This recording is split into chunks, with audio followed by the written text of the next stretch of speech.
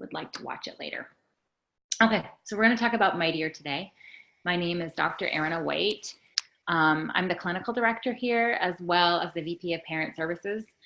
And I've been with the company since we started.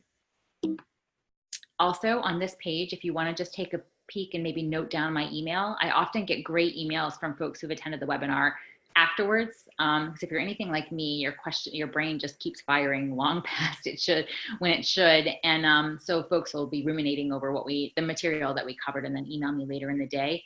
I love that. So don't hesitate to reach out to me and pester me with questions. That's not really pestering at all.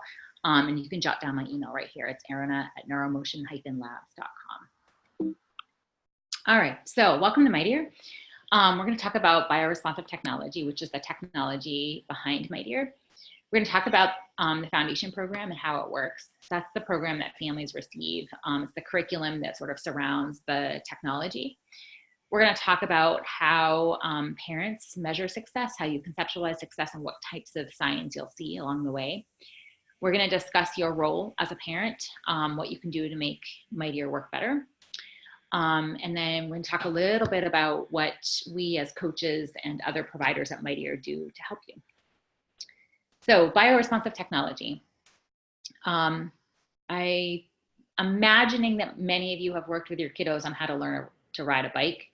I should say my partner just did this with my daughter a few months ago. And I want you to imagine for a second what that would have been like if you said to your kiddo, hey, let's learn how to ride a bike, and you put them in a room with a manual and the bike, and you said, learn. And I imagine that none of them really would learn. And the reason is that bike riding requires muscle memory. Learning how to ride a bike, actually embedded in that learning is failure, is moments when things don't go well. So you fall off your bike, you go too much one way, you go too much another way, the brakes don't work, you fall over the handlebars. And in that process, your body learns how to ride the bike. And it's very, very similar with all things that kids learn. Learning how to read, learning how to play a sport, learning how to play music, learning how to swim. All of these things require actually physically doing something. And the tricky thing is that even though we all know that self-regulation and emotional regulation is one of the most important aspects for success as an adult, we really don't allow our kids much space to practice. We don't really have, full-on curriculums in school that teach emotional regulation. We don't really have a good method for practicing at home. And to be honest, if your house is anything like mine, usually when my child is dysregulated, all the rest of us in the house are too.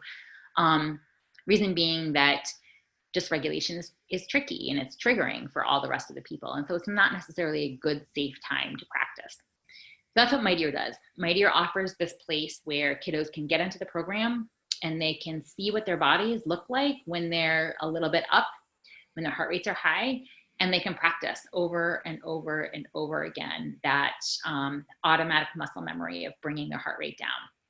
And heart rate becomes a proxy for self-regulation. And let's just, one note right now before I move on to the next slide is high heart rate is not always a bad thing. So we're not saying that's bad.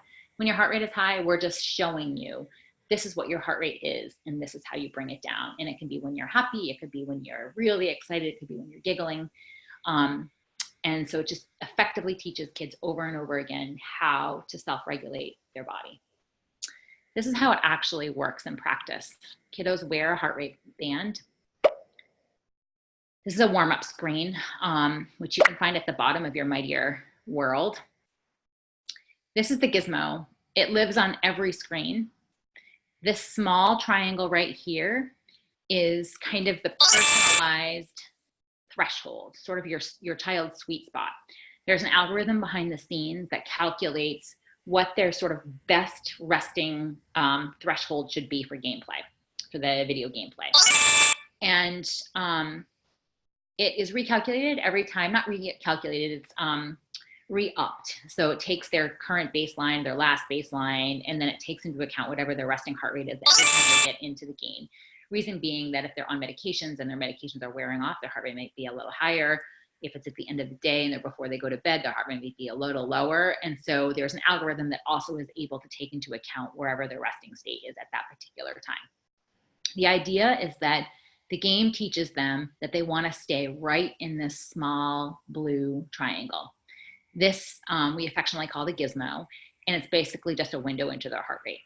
If they get above and they go into this darker blue, they have a little grace period, and if they stay too long, the red will catch them. And once the red catches them and brings them back down to the light blue, the games will get harder. Each game has a different inhibitor. Some inhibitors are more obvious than others, but each time your kid gets out of the light blue and is touched by the red, this inhibitor is triggered in a game, and the game will get sometimes almost difficult to play, impossible to play, and sometimes just more annoying. Either way, your kiddo has a choice and is offered some strategies to figure out how to bring themselves back down. I'll show you how it works in Hibachi Hero. This is one of my more fun games, my favorite games, because I can actually play it. I'm not a great gamer. This is how it works. So it's a little boy who's playing when we took this video. And you can see right here, he's in the light blue triangle, and he's beginning to rise. He's doing a good job in the games.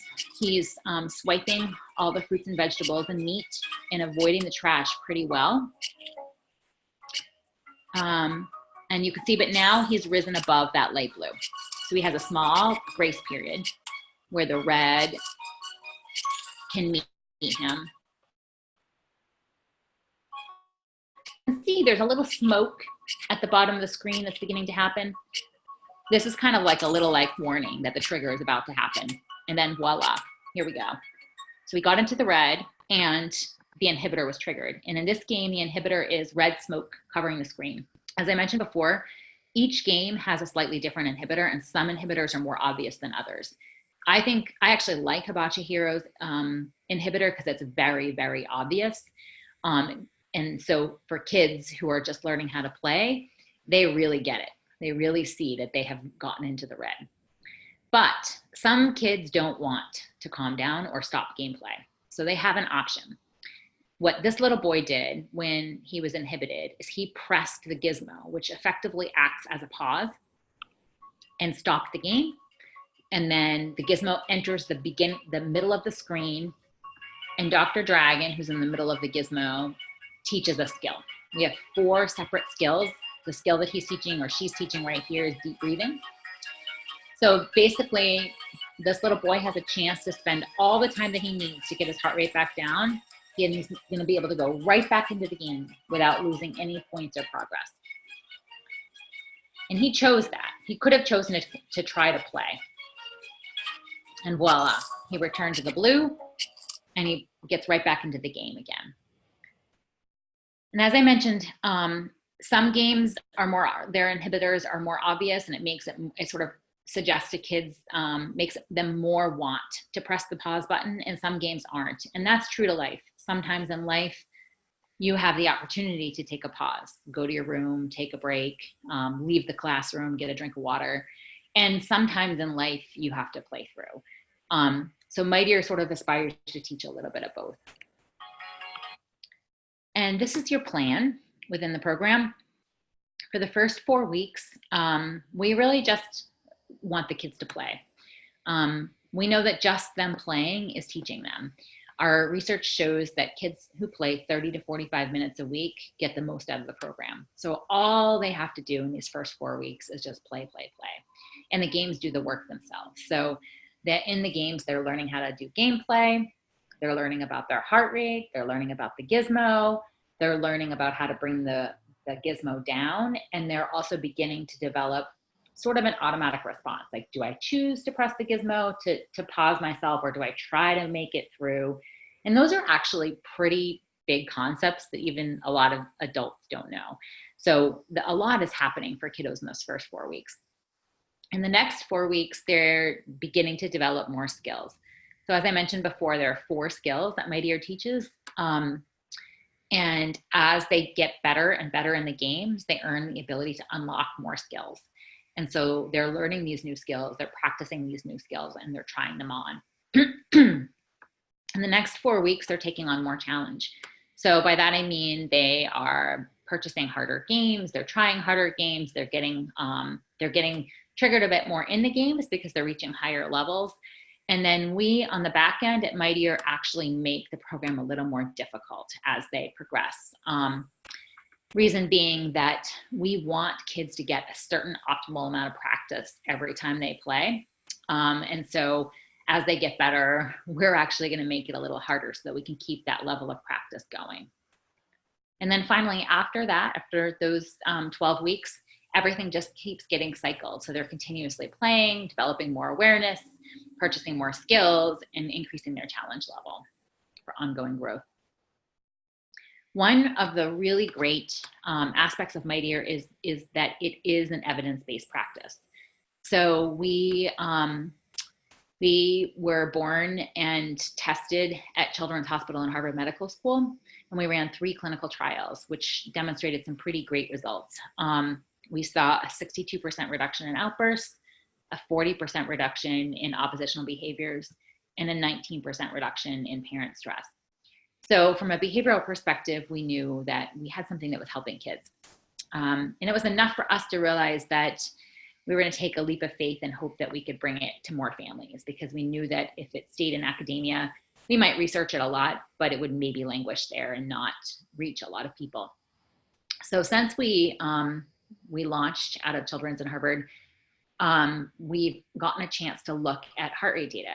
And what I've been really excited about is that we've seen on average heart rate decrease 20%, a 20% drop from when they first start playing the games to 3 months after they're playing the games, which is, I think, really incredible. It demonstrates that not only are they showing us some good behavior changes, but they're also demonstrating some great biological changes, which in heart rate, lowering heart rate and the capacity to lower your heart rate has all kinds of other additional health benefits far outside behavior. So we feel pretty excited about that, and we're continuing to research more. So for you as a parent, the top 3 things that you can do, and we know you're all busy and have a lot going on. So if you can't do them, that's okay too. But the number one thing, the one thing that we see the most benefit from is your kid playing. And as I mentioned on the previous slide, where we find our best evidence is when kids play at least 30 to 45 minutes a week. So it's not an incredible amount, but that's where they need to be in order to really start getting that practice mechanism going. So if you do nothing else as a parent, that's the thing that makes the difference. Additional things that you can do, which your coaches will help with, are celebrating moments, mighty moments, moments of progress. And this is tricky. I was actually just chatting with a family before I started this webinar. And she said, in retrospect, when she looks back 3 months ago to where her kiddo was, she's like, oh, I have a totally different kid. But along the way, it's sometimes hard to see progress because it's your life, you're living it.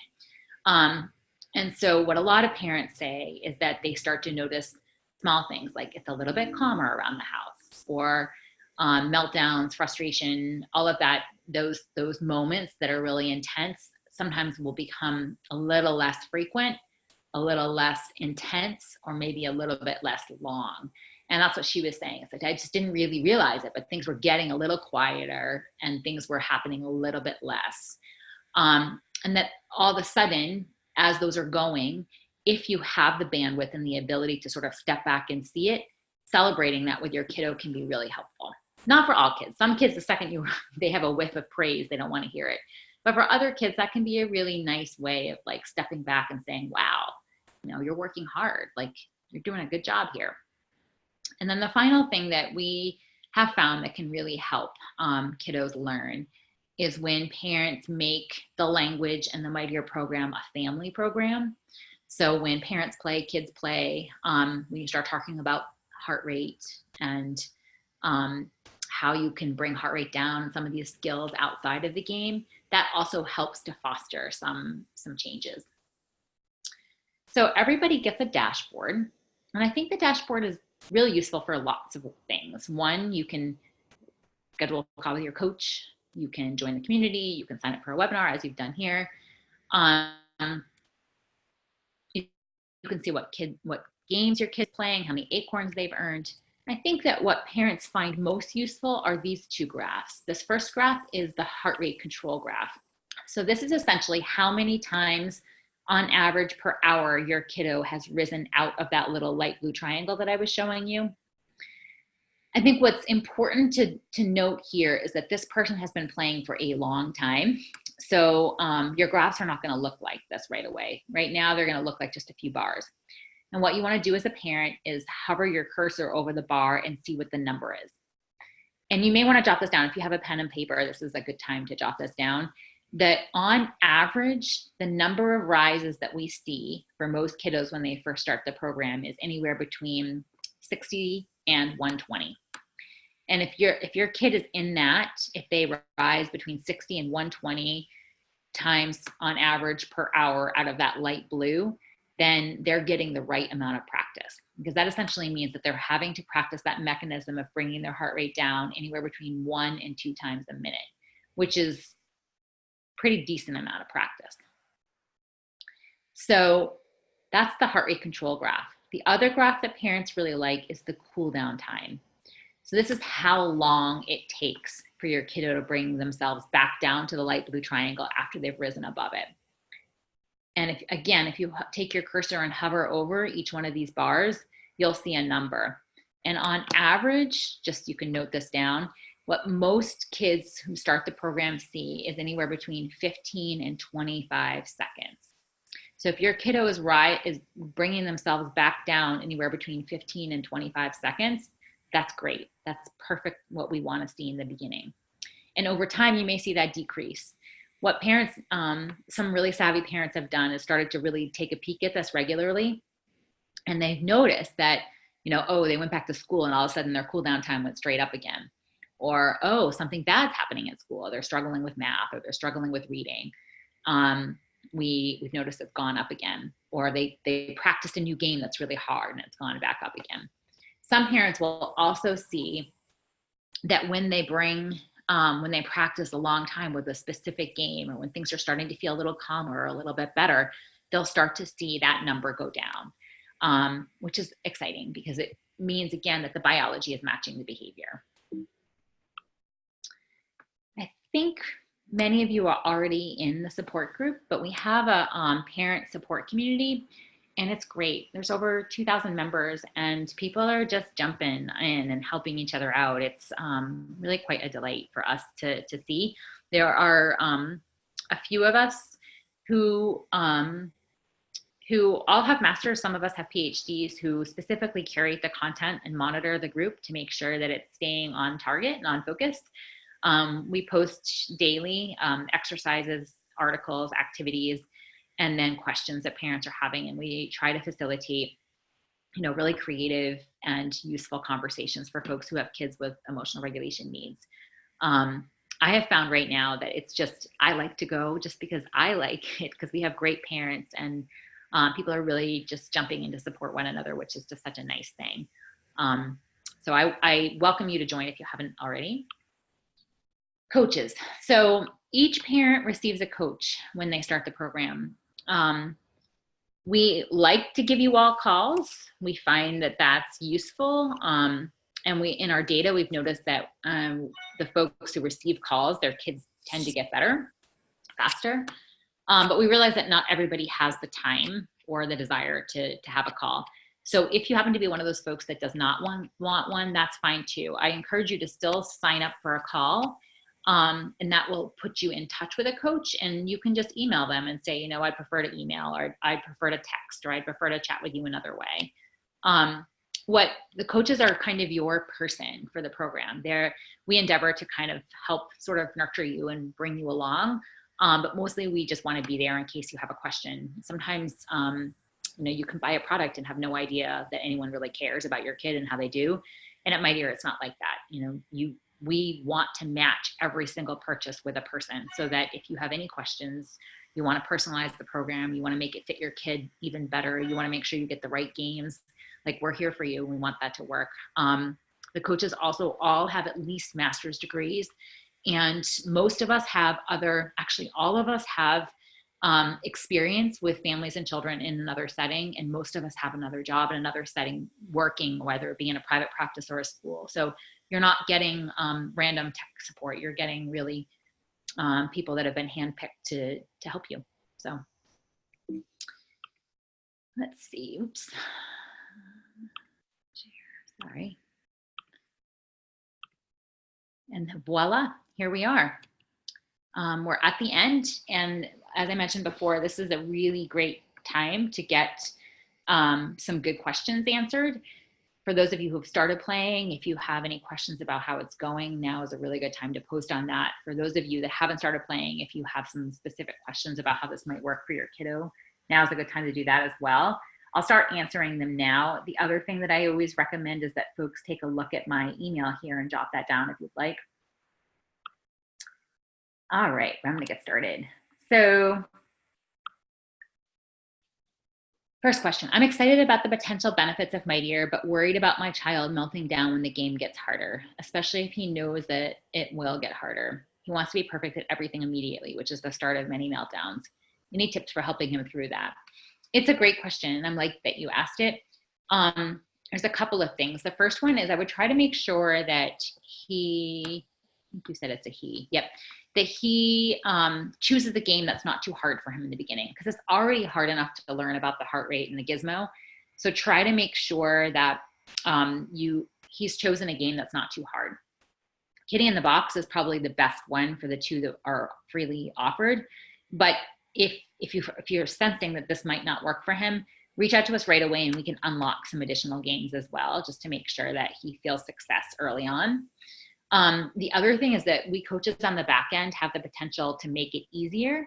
So if you're getting even a little whiff that this is going to be too hard for him in the beginning, we can set the algorithm on the back end to be a little bit easier. We purposely, as a program, make it so that it doesn't get hard for a while. But still, if it is hard for him, it's better for in my opinion, it's better for them to have some early success and like it, and then start to build on that, rather than it being too hard and them not wanting to play anymore. So I think your questions are really valid, and just don't hesitate to reach out to your coach if it feels like this isn't going to work right away. Let's fix it for you so that he can have a good, positive early experience. In a therapy situation, can the 34 to 45 minutes per week be all at once, or must it be spaced out for multiple practices throughout the week? This is a great question. We get this question both from therapists and kiddos. You do not have to do it all at once or in spaced out in different doses. What we have found is that it doesn't matter how you get the time in. It just matters that you get the time in. In a therapy situation, it's a little bit different than at home, because therapists have the benefit of talking through the learnings. And so a lot of our early trials happened in therapy settings and were much less time than they are with parents at home. And so we found a lot of parents will use, a lot of therapists will use this as like a tool in their toolbox, and they'll use 10 to 15 minutes a week with a kiddo and still see some great results. Other therapists will encourage their families to come a little bit early, and they can play in the waiting room, or they can play in the waiting room afterwards. And then some therapists will have their families purchase it for in-home use, and then they'll share the findings together. It's a good question. And for our professional groups, we talk about this a lot. So feel free to reach out to me, because we have a few groups a month that meet and talk about some of these pieces, because it is a little bit different for therapists. Is it better to be with the kids as they play, or be nearby, or to step away and let play be totally independent? You're not going to love this answer, but I don't know. There isn't one specific way. It really is dependent upon the kid and the relationship between the kid and the parent. For younger kids who maybe don't know how to read and need a little help with the gameplay, or maybe they aren't big gamers, it can be useful to have the parent with them. But for some kids, like, they don't want their parents around. My kiddo's like that. She doesn't want me around when she does new and fun things. She wants to figure it out on her own. And so me being there just makes it more complicated, and it makes her actually like it less. So only you will know the best way. Usually what I recommend for parents is that they stay within earshot so they can make sure that things are working out. And if their kid wants them to be with them, they are. But if not, you just kind of you're sort of hovering a little bit so that you could shoot if need be. It is a good question. It's a common question. How would you recommend we balance Mightier playtime with other tablet time, especially if we have a limit on tablet time? Yeah, I think it's a very personal family choice. So some kids, Mightier may not be as fun as another video game. And so some families will decide to have Mightier just be that thing that they do before they can play any other tablet time. And some kids really love it, and it's harder for the families to get them off, and they would prefer that to any other tablet time. So you kind of have to sort of gauge where that fits for you and your family, and then try to figure out, how you can get that 30 to 45 minutes in based off of that. I would say by and large, most kiddos really love it a lot when they first start, and then just like anything, it kind of wears off over time. And so most families kind of make it part of a routine. So it's something that their kiddo does before they get another preferred screen time, or it's something that they do when they're in the car, or it's something that they do when they're waiting for a sibling at a practice, or it's part of the routine. They come home from school, they have a snack, they do homework, they do Mightier. Families who have the most success with the program find a way to make it part of the routine. And it's a great question. And we try really hard not to tell parents how much screen time you should have. And that's just it's a hot button issue now, and it's very personal. And so figuring out where you want Mightier to be is really a personal decision that you should do what feels right for you. How do parents play? Do we create a kid account for ourselves? Yeah, I love it. I always tell this, I don't always tell it. Sometimes I talk about this in the webinar. When I first started doing it, it was just me. I was the only coach and I was the only clinician on the team. And so I talked to every single person multiple times a day because we wanted to figure out how to make this work. And so I get this like regularly on the phone. I'd be talking to people and they'd say, kind of in a whisper, like, is it okay if I play after my kid goes to bed? And it happened so often that I was like, well, wait, yeah, of course, parents should be playing too. So I started making it a suggestion, something that people should do while they're using Mightier. And what I found anecdotally, we haven't researched this from an evidence perspective, is that when parents played, parents got better and kids got better. And it was like a whole kind of holistic, like everyone got better. So now I gently suggest on my calls and as part of our coaching script that parents try playing. And what can be even more beneficial is if parents ask their kiddos to teach them how to play, because then it just gives kids a chance to show off their new skills, which can be super powerful. And yes, all you have to do is you'll see a play when you open up the app. You'll see a place where you can create new player and just put your name right in there and go. Can both parents join the Facebook group? Absolutely. You may want to. Sometimes we only allow Mightier users in the group. Our participants have asked us to keep it closed and to only allow Mightier users to be in it. So if the names are different, you may need to let the Facebook admin know, please add my husband or my spouse or my wife, or and their name is this. And yes, of course, both parents can absolutely join, and we love that. We have started playing and he loves it. I feel like he might want to play too much. How much do you feel is too much? Yeah, it's great. It's a great question. And there's not a great answer for it. Same as the prior person. It's completely personal. So we used to sort of discourage binge playing because we only had 3 games, and we found that kids were kind of going through them and getting bored. But now we have 26 games and another one on the way. So we're not finding that kids are boring of the games or getting bored of the games. Instead, it's more of a personal decision of how much you want them to play.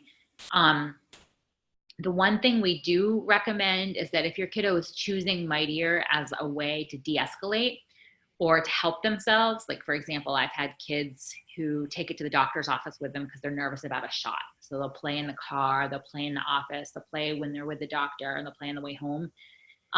Or a kiddo that's frightened to fly, same thing, on the, to the airport, in the terminal, waiting on the plane. And in both situations, that could be quite a bit of playtime. And I just tell parents, I think if if you can allow them to play it when they've asked to play it to help themselves, I try not to discourage taking it away. Outside of that, I think it's just really a personal decision into what works for you guys and your family and how much playtime you want them to have. Can you talk through the results you've seen in kids with ADHD and ODD? Yeah, so in our early trials, we looked a little bit at diagnoses, but more in terms of symptoms, not in terms of diagnoses. So we've tried really hard to not think about kids as a diagnosis, but more in terms of symptoms, because Mightier really works on the symptoms. Like Mightier really works on applying how you can use self-regulation to help whatever dysregulation moment you have. So it's really just about heart rate and body control and bringing it back down. And that need for heart rate and body control can happen with anxiety. It can happen with ADHD. It can happen with ODD. It can happen with people that don't have a diagnosis. It can happen for me before I do public speaking. It can happen to anybody. And so we have just tried really hard to not think in those terms. That said, yes, in our early research and anecdotally, as we've been using it with families now, we've seen great results for the symptoms that are attached to ADHD and ODD. In fact, one of the family members I was just speaking with has 2 kiddos with ODD, and she's just seen a huge difference. Mostly how it happens is that once kids begin to realize that they have some control over their body, most of the kiddos who experience these symptoms feel very out of control. And I don't think I've ever met a kid that doesn't want to be a good kid. And so, but when they're out of control, they feel like bad kids, and that just takes the cycle and repeats it over and over again. And so what Mightier does is it allows just a little break in that cycle, because kids learn, wait, I can stop myself. I don't have to go down this path. And then that helps across all kinds of diagnoses and symptoms. It's a great question, though. And I'd be happy to share more too if you have deeper questions. We have some research that looks into this a bit more. My 10-year-old is very computer savvy and has already seen that the Android has Chrome and YouTube. How do I lock it down so he can't access the internet and can only play Mightier? This is a good question for support. It's not my area of expertise. There's a couple of apps that we have partnered with that you can use that kind of lock down certain programs. We also now have a tablet that you can lock down, so families can have. So if you really are getting into a bad way right here, please do reach out to support@neuromotionlabs.com or support@mightier.com, and they can help both troubleshoot this, and also you can talk about having a lockdown tablet. Are you collecting or tracking any of the data we enter into the system or the child's gameplay heart rates for research purposes? No, there is a good, all the data that we get is de-identified, and it goes into a base where we can look at norms so that we can get better in terms of like that algorithm that I was telling you about. The more data we get, all sort of an aggregate, the more we learn what a normal kid's heart rate should be and how we can, enhance that algorithm and make it more successful. But we're not technically researching with any of that data. We do have a couple of projects where we are, and we've gotten permission from parents to do that. We also, in the terms of agreement and privacy policy, does a much better job outlining how this works than I could describe it here. But that terms of agreement and policy is at the bottom of the website, and it should do a pretty good job. But if you have any additional questions, again, just reach out to me privately.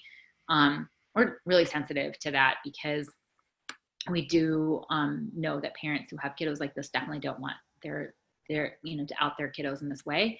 And so we ask people to try to choose gameplay names that would never be able to be identified. All of our data, as I mentioned before, is de-identified in aggregate and placed in aggregate.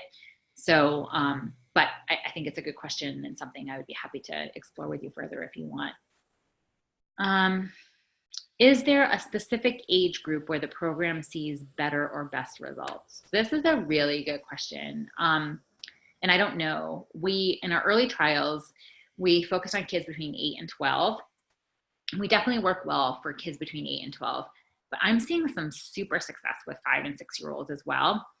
although it looks a little bit different, and we don't have research to support this, but what I'm seeing anecdotally in the field is that it's kind of like learning a foreign language. The younger kiddos take a little bit longer to sort of cognitively understand the concepts, but it gets in their bones in a way that's a little bit different than the older kiddos. But we haven't done any research on that. So there's no evidence to support that. It's just that anecdotally, that's what we coaches are seeing. It's a research project that we want to undertake, because we're also seeing some great success with adults as well. So stay tuned. It's a good question. Let's see. Do you see greater benefits above 45 minutes a week? Another super question. We're looking at dosing as well. I don't have the research for that either. I haven't received my package yet, so I'm sorry if this will be answered when the monitor and tablet arrive. Do they wear the heart rate monitor all the time? Can it help them outside of the games? I have one child that I had in mind when I signed up for this, but would like all my children to utilize it. So would they share the single monitor like a game controller? Yes. So you would just have them each play one at a time. You can also download the app on a different tablet if you have a compatible device, but you would need multiple heart rate monitors if you wanted them to play at the same time.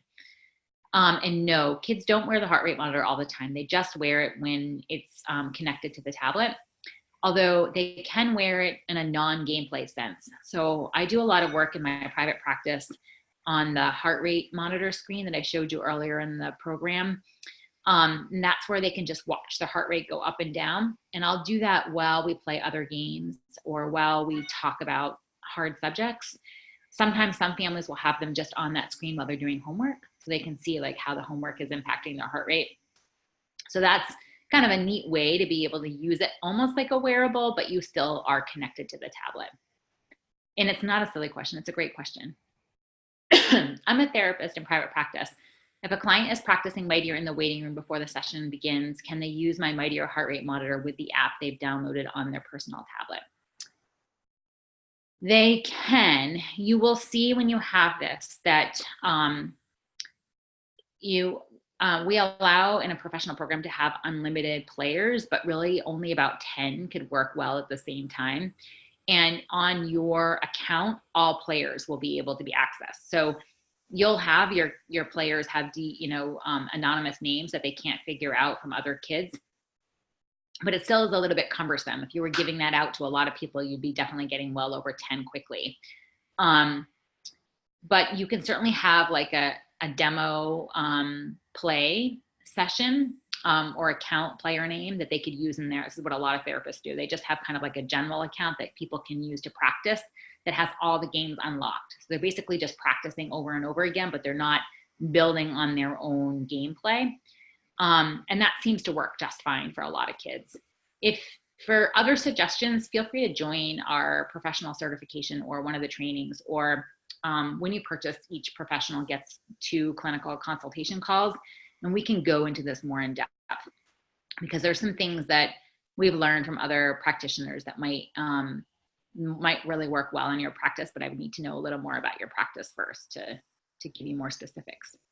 But it's a really good question. You commented on 4 skills that are learned. I only see the deep breathing, heart rate reduction skills. What are the other 4? So there's deep breathing, there's crossing the midline, there is progressive muscle relaxation, and there's tracing. And so all 4 of those are in the game now. We're actually looking to implement some more as well, but those are the 4 that are here now. I have multiple kids using the program. Is there a way to purchase an extra heart rate monitor to be used with a separate device? Also, will there be any possibility of multiplayer games available in the future? I love that my kids are learning these skills, and I'd love to see them learn to help each other calm down. Oh, that's a great idea. Yes, you can purchase additional heart rate monitors. Just reach out to support. And multiplayer games is a subject that's near and dear to our chief science officer's heart. So he's constantly pushing us to do that. We're a small, new baby company. It's only been out in the wild for 3 years, so we have to like narrow our focus, but it's definitely something that is on our roadmap, but just not for a while. What some families do that's really cool is they'll have one kid wear the heart rate monitor and the other kid play. And so that person who's wearing the heart rate monitor has to keep their heart rate down to help the other person out. And that's kind of a neat way of getting a multiple use, even though they're not obviously using it at the same time. But I love the idea, and I think it's a cool one. We just ordered our kit. My daughter has been seeing a therapist for almost a year. Is there specific information that would be helpful to share with her therapist as she does the program? Yeah, so we have on our website a therapist like one pager that you can download.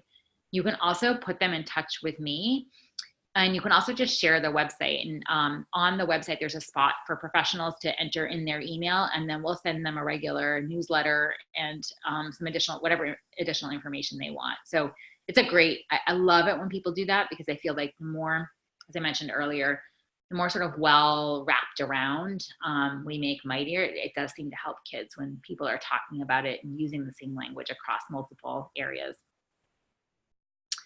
You just answered for my question from above, yay. You mentioned using a non-identifiable username. I must have missed during the step. I didn't think it would be visible anywhere beyond the device they're playing on. Can I change the username once the profile is set up? You absolutely can.